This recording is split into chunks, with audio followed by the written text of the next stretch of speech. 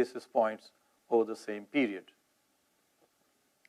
Coming to money markets, especially for CPs and CDs, that is commercial papers and certificates of deposits, the rates tightened in January 2026 after softening till December as a result of moderation, as a result of various factors, including moderation in surplus liquidity, excess supply from bunching of redemptions in CPs and CDs in January, and then there is always the year-end effect in the last quarter of the year.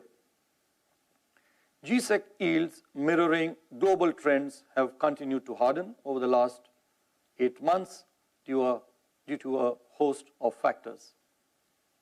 Going ahead, the Reserve Bank will remain proactive in liquidity management and ensure sufficient liquidity in the banking system to meet the productive requirements of the economy and to facilitate monetary policy transmission.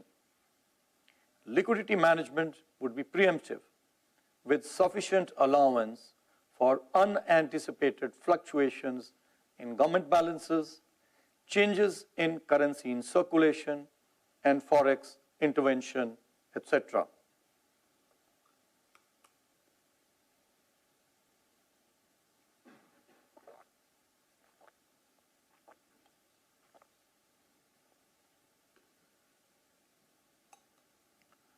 I'll now talk about financial stability. The system-level financial stability parameters related to capital adequacy, liquidity, asset quality, and profitability of scheduled commercial banks continue to remain robust. Similarly, the system-level parameters of NBFCs too are sound, with adequate capital position and improved asset quality. As per latest available data, credit from all sources, it has picked up. It grew at 13.8% as compared to 11.6%. A year ago, it had even come down to 9% in May. Bank credit too recorded an uptick in recent months. This growth is supported by sustained lending to all sectors, particularly retail, services, and MSMEs. Large industries also recorded higher credit growth. Now, as has been the practice, I shall be announcing several measures which aim broadly to enhance, number 1, customer protection, number 2, advance financial inclusion, 3, enhance the flow of credit, 4, strengthen the UCBs, promote ease of doing business, especially for NBFCs, and deepen the financial markets. For customer protection, we will issue 3 draft guidelines. 1 related to mis-selling, this has been in the works for some time. 2 regarding recovery of loans and engagement of recovery agents. 3 on limiting liability of customers in unauthorized electronic banking transactions.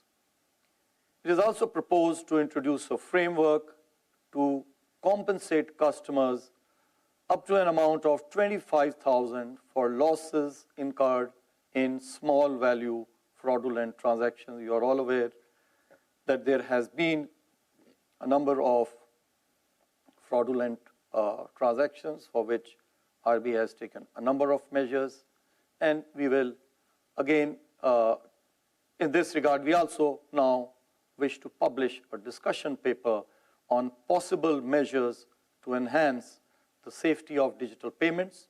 Such measures may include lagged credits and additional authentication for specific classes of users like senior citizens.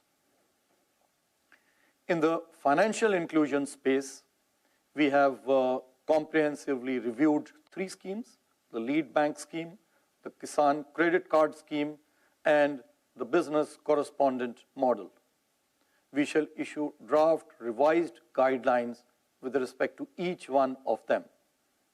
It is also proposed to launch a unified portal for better management of the lead bank scheme data. The limit of 10 lakh rupees for collateral-free loans to MSMEs is proposed to be increased to 20 lakh rupees. This limit has been there for quite some time. Coming to the real estate sector, to further promote financing to real estate sector, it is proposed to allow banks to lend to REITs with certain